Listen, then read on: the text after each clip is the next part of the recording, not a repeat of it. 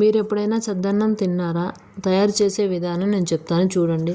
ఒక కప్పు పాలు తీసుకోవాలండి. ఒక పావు లీటర్ పైనే పాలు తీసుకొని వేడి చేసుకోవాలి. వేడి చేసుకొని పక్కన పెట్టుకోవాలి. మనం నైట్ తినంగా చద్దన్నం మిగిలింది కదా, అది వేస్ట్ చేయకుండా ఈ పాలు ఉన్నాయి కదా, పాలు చల్లార్చిన తర్వాత ఆ అన్నం దాంట్లో వేసుకోవాలండి. చద్దన్నాన్ని అసలు వేస్ట్ చేయొద్దండి. ఆ అన్నం దాంట్లో వేసేసుకొని ఆ పాలల్లో వేసే మొత్తం ఇంకా మార్నింగ్ టిఫిన్ కింద పనికొస్తుందండి. అది హెల్త్ ఇష్యూస్ ఏమీ ఉండవండి చద్దన్నం తింటే, పెరుగన్నం తింటే. చాలామంది డాక్టర్స్ కూడా చెప్తుంటారు చద్దన్నం తినండి పెరుగన్నం అని. పెరుగన్నం ఎక్కువ తింటే సమ్మర్లో కూల్గా మంచిగా ఉంటుందండి బాడీ. ఓకేనా?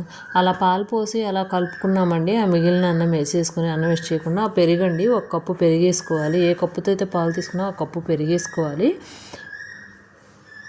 పెరిగేసేసుకొని ఇంకా అలా కలిపేసుకోవాలండి. కలిపేసుకొని మూత పెట్టేసుకొని మార్నింగ్ లేవగానే చూసేసుకోవాలి. అగో నేను కలిపేస్తున్నాను చూడండి. నైట్ రాత్రి అన్నం మిగిలితే అలా చేశాను,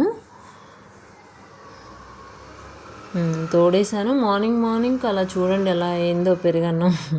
సూపర్గా ఉందండి. అసలు నేను ఎప్పుడు ట్రై చేయలేదు. కొత్తగా టిఫిన్ ఏం చేయాలా, రోజు అట్లు దోశలే కదా, ఈరోజు ఇలా కర్డ్ రైస్ తిందామని ఆలోచన వచ్చి ట్రై చేశాను. చాలా బాగుందండి. Healthy food.